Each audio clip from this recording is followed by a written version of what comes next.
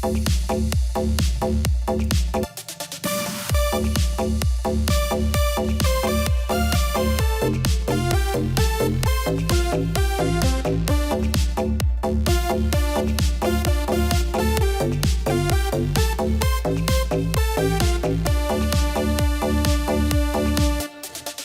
cua mà có hai càng, đầu tai không có bò ngang cả đời.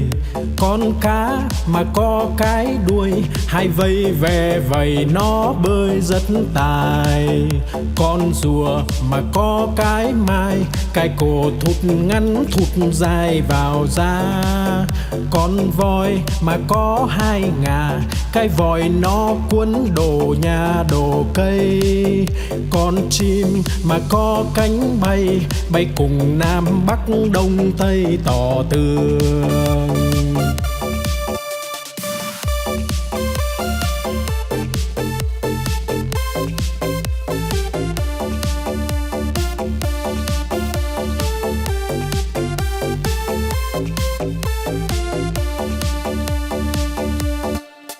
Con cua mà có hai càng, đầu tai không có bò ngang cả đời. Con cá mà có cái đuôi, hai vây ve vầy nó bơi rất tài. Con rùa mà có cái mai, cái cổ thụt ngắn thụt dài vào da. Con voi mà có hai ngà, cái vòi nó cuốn đồ nhà đồ cây. Con chim mà có cánh bay, bay cùng Nam Bắc Đông Tây tỏ tường.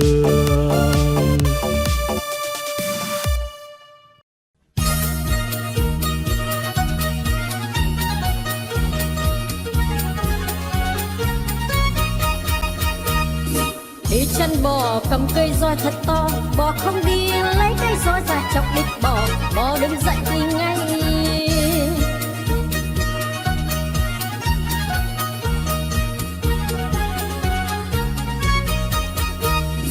Đi chân bò cầm cây roi thật to, bò không đi lấy cây roi ra chọc đít bò, bò đứng dậy đi ngay.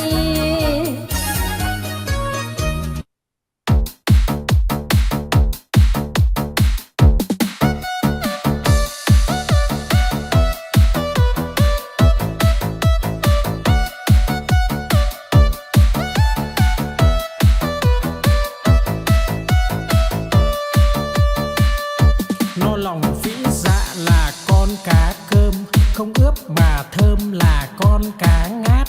Liệng bay thoăn thoắt là con cá chim, hột cẳng chết chìm là con cá đuối. Nhiều năm nhiều tuổi là cá bạc đầu, đủ chữ đủ câu là con cá đối. Mai nở tàn tối là con cá hoa, trắng muốt làn da là cá út thịt. Lưng dài hẹp nách là cá lòng tong, ốm yếu hình dung là con cá nhái.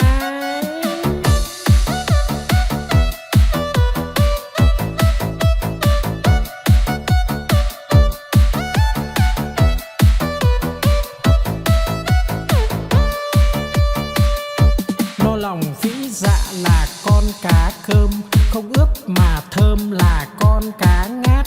Liệng bay thoăn thoắt là con cá chim, hột cẳng chết chìm là con cá đuối. Nhiều năm nhiều tuổi là cá bạc đầu, đủ chữ đủ câu là con cá đối. Mai nở tàn tối là con cá hoa, trắng muốt làn da là cá út thịt. Lưng dài hẹp nách là cá lòng tong, ốm yếu hình dung là con cá nhái.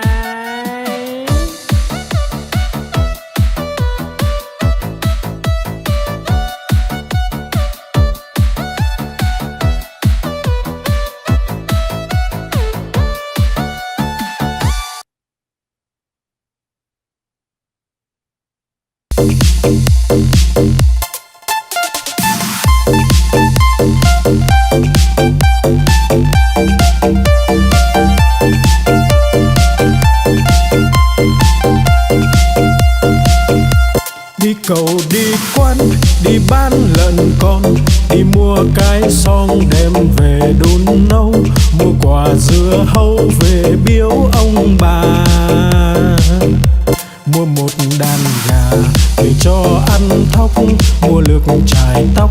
mua cặp gội đầu, đi mau về mau kẻo trời sắp tối.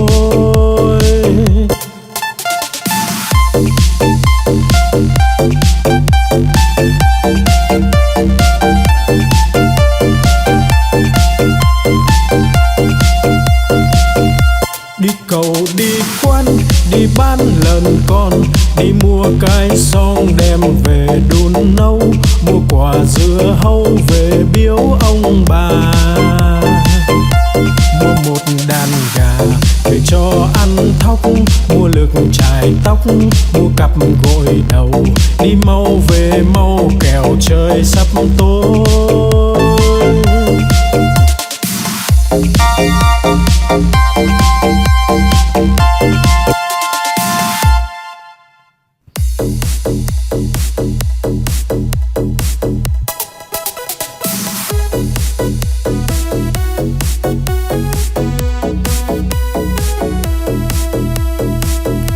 Bướm bay bướm lượn, bướm đậu nhành hoa, khoe đôi cánh đẹp rực rỡ muôn màu.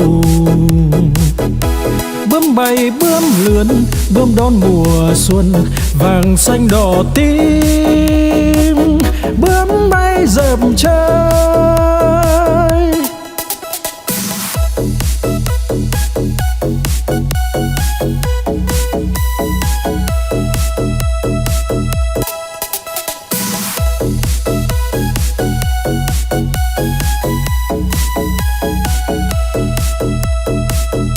Bướm bay bướm lượn, bướm đậu nhành hoa, khoe đôi cánh đẹp rực rỡ muôn màu. Bướm bay bướm lượn, bướm đón mùa xuân, vàng xanh đỏ tím, bướm bay dợp trời.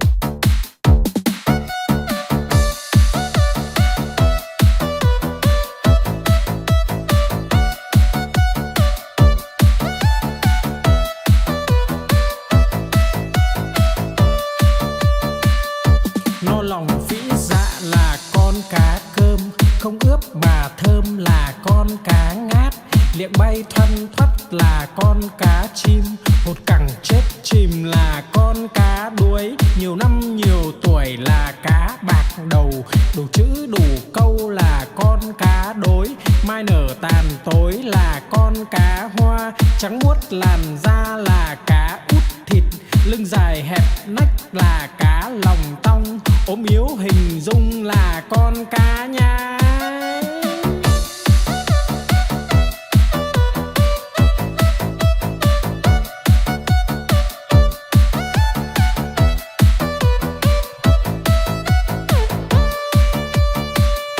No lòng phĩ dạ là con cá cơm, không ướp mà thơm là con cá ngát, liệng bay thoăn thoắt là con cá chim, hột cẳng chết chìm là con cá đuối, nhiều năm nhiều tuổi là cá bạc đầu, đủ chữ đủ câu là con cá đối, mai nở tàn tối là con cá hoa, trắng muốt làn da là cá út thịt, lưng dài hẹp nách là cá lòng tong, ốm yếu hình dung là con cá nhái.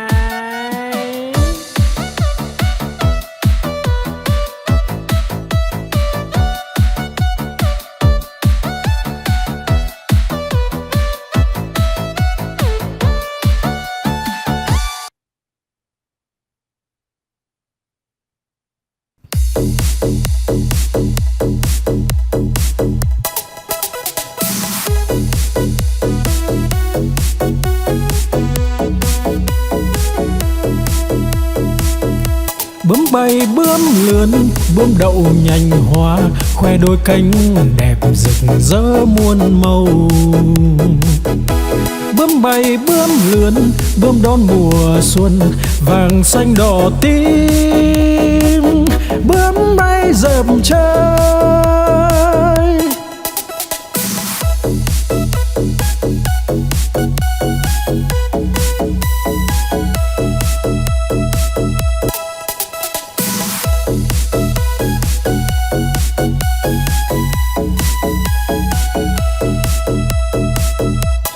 bay bướm lướn, bướm đậu nhành hoa, khoe đôi cánh đẹp rực rỡ muôn màu. Bướm bay bướm lướn, bướm đón mùa xuân, vàng xanh đỏ tím. Bướm bay dợp trời